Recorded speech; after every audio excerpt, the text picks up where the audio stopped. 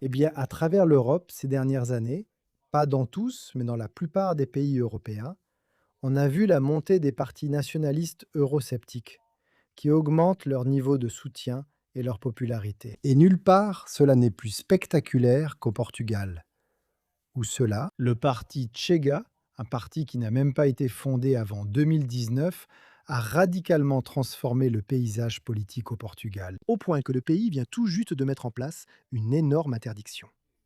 Maintenant, avant d'en arriver là, laissez-moi vous donner un peu de contexte et d'informations à ce sujet.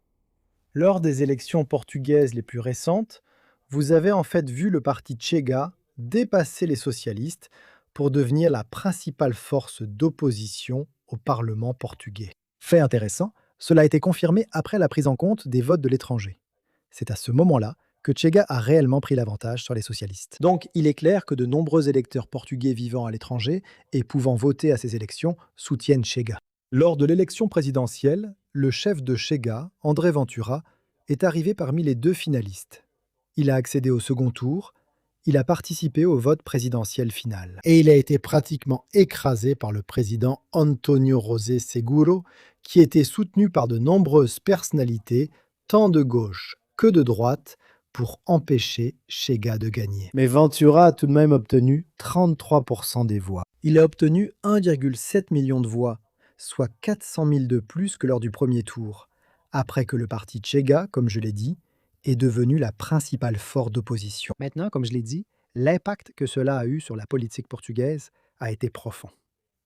Cela a vraiment été une refonte radicale de ce que fait le Portugal, au point qu'ils viennent tout juste de mettre en place une interdiction de la burqa, interdisant les vêtements couvrant le visage dans les lieux publics. Et vous pouvez voir ici des amendes allant de 150 à 3 000 euros, avec quelques exemptions que vous pouvez voir là.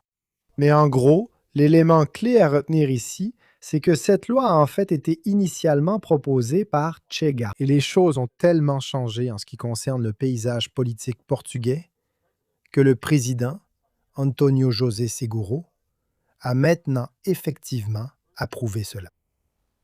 Et cela va maintenant devenir loi apparemment au Portugal. Et vous pouvez voir là la citation selon laquelle, pour le président de la République, le visage découvert constitue une dimension structurante de la confiance sociale, une caractéristique de la société portugaise.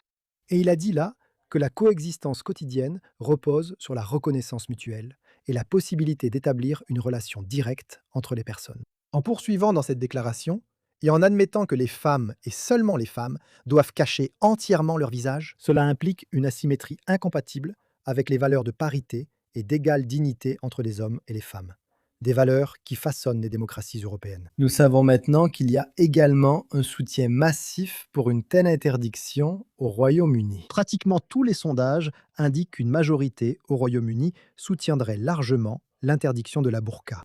Mais je pense que cela vous montre, en ce qui concerne la politique portugaise, un exemple de changement profond qui a balayé le Portugal ces dernières années, comme nous l'avons vu dans de nombreux pays à travers l'Europe. Dites-moi ce que vous en pensez en commentaire. Souhaitez-vous une interdiction de la burqa au Royaume-Uni? N'hésitez pas, laissez un petit pouce bleu à cette vidéo et bien sûr, comme toujours, merci de regarder.